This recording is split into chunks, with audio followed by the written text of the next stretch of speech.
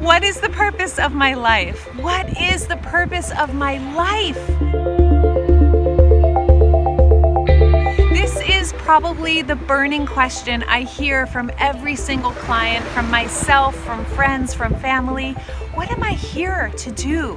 What is my purpose for being alive? There are clues. If you look around in your life, you will find them. And our life purpose, our outer purpose, is always evolving and always changing. There is an expansive potential inside of you that is very specific for you. It's like you and me, we were born with these gifts to deliver in this world. However, logic can get in the way and say, you cannot do the thing you really love because it's not going to make you money. You cannot do the thing you really love because it's not realistic.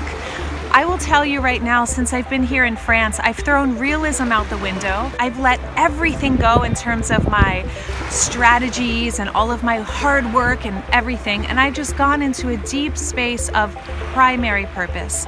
Primary purpose has nothing to do with what I'm doing in the world. Primary purpose is being with life and following your own flow, breathing into the moment.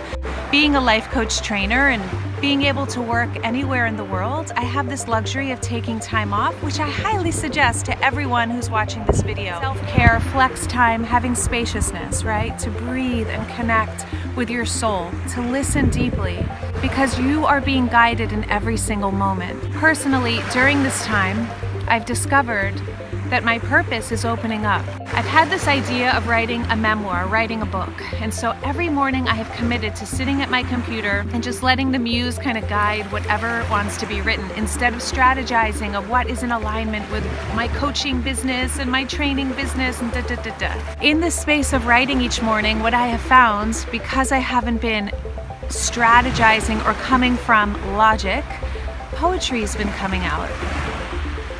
Poems that have been buried in my soul have been moving through me every morning, and logic says, V, you have to write your memoir. You have to write the book that's going to be profoundly transformational for others. But what keeps coming out of my soul is poetry. Since the moment I could hold a pen in my hand, very little hands, very little girl, I was writing poetry. It was the first thing I ever wrote. These are clues that we are given. If you look back as a little girl or a little boy, what did you love to do?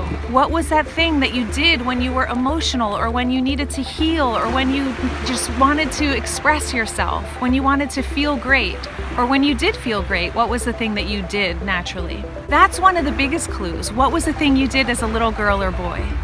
Now in your life, at this age, on the timeline of your life, there are clues constantly being shown to you. But if we are always stuck in logic, if we are always stuck in strategy, if we are always stuck in this idea of what we think we're supposed to do, we miss the magic.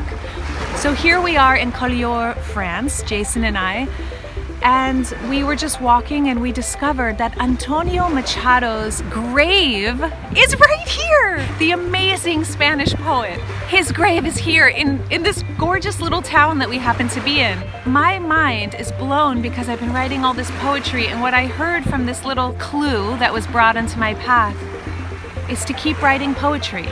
It doesn't have to make sense.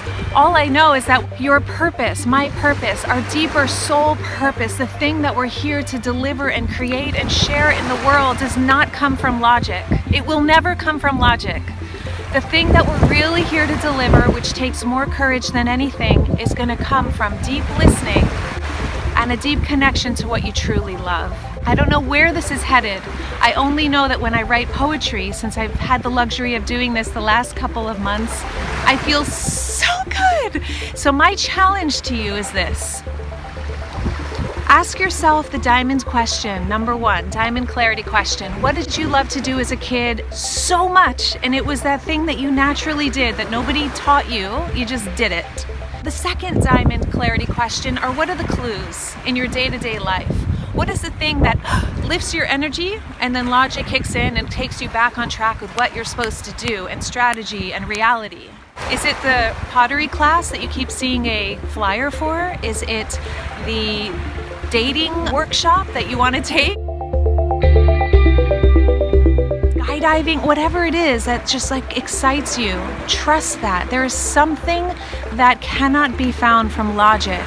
That gold that wants to be mined up from within you can only be found from putting your primary purpose first, being present enough to pay attention to signs, and let your life be filled with times of just being and creating for the sake of creating.